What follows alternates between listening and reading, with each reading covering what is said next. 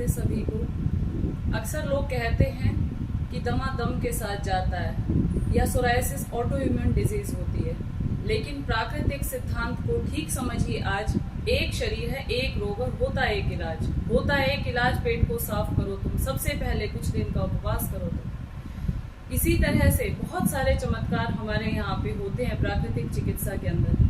लोग आते ही कहते हैं जी सोरायसिस तो ऑटो इम्यून डिजीज है, ये तो ठीक ही नहीं हो सकता। डॉक्टरों ने इतना डरा रखा होता है कि वो नाम लेते ही सोचते हैं कि ये तो सोरायसिस हो गया, अब तो जिंदगी भर इसके लिए हमें दवाइयाँ खानी पड़ेंगी, ये तो ठीक होने वाला नहीं है। इसी तरह से असंख्य हजारों लोग हैं जिन्हें लोग ये समझ बैठे हैं कि ये तो ठीक होने वाले नहीं है। आज हमारे बीच में अनूप भारद्वाज जी हैं जो नारनौल से हैं।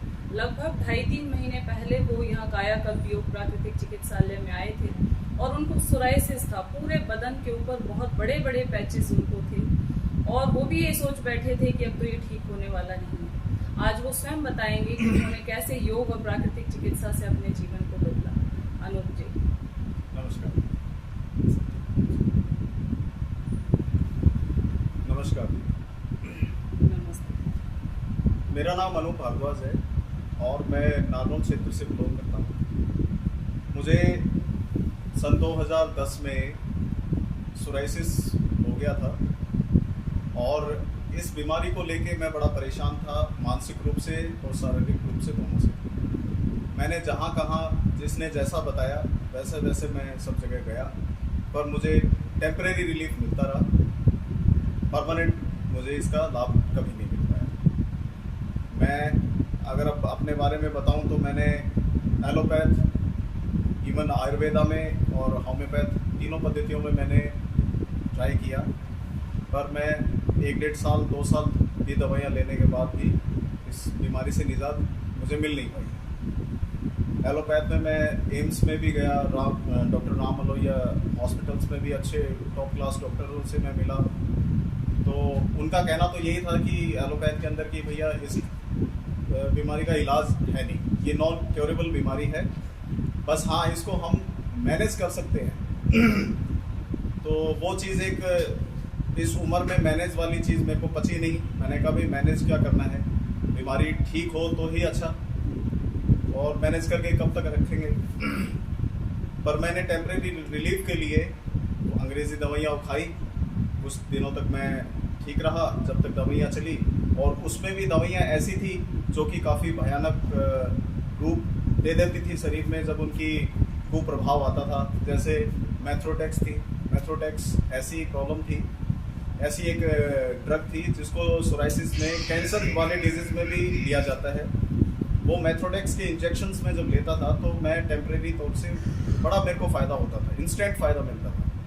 बट जैसे ही मैंने वो मैथ्रोटेक्स टेबलेट्स और इंजेक्शन लेना बंद किया तो ये बीमारी मुझे डबल तरीके से उभर के आई शरीर। तो मैं और भी ज़्यादा परेशान हो गया। अब परिवार में, फैमिली में पेरेंट्स भी हैं, बच्चे भी हैं, जॉब भी है, सारी चीज़ें सामाजिक लेवल से हर आदमी मतलब डिस्टर्ब हो जाता है। फिर कईयों ने बताया कि आप होम्योपैथ ट्राई करो। होम्योपैथ में मैं गया तो मैंने डॉक्टर बत्रा से, डॉक्टर अपने एक और फेमस डॉक्टर्स हैं, कई जगहों पे मैंने होम्योपैथ का भी इलाज किया। तो डॉक्टर बत्रा से मैंने 1.5 साल करीब इलाज किया। वहाँ इलाज लेने के बाद में मुझे रिलीफ हो गया। मैंने मेडिसिन्स बंद कर दी। बंद करने के बाद में मुझे 1-2 महीने ठीक रहा, फिर धीरे धीरे जैसे मौसम चेंज होता है या कुछ भी, तो वो धीरे धीरे शरीर पे उभरना फिर स्टार्ट होता है। तो ये सब चीज़ें आयुर्वेद में, उसके बाद मैंने आयुर्वेद ट्राई किया। आयुर्वेद में मैं हरिद्वार गया, वहाँ पे मैंने बाबा रामदेव जी के सानिध्य में अपना ट्रीटमेंट करवाया।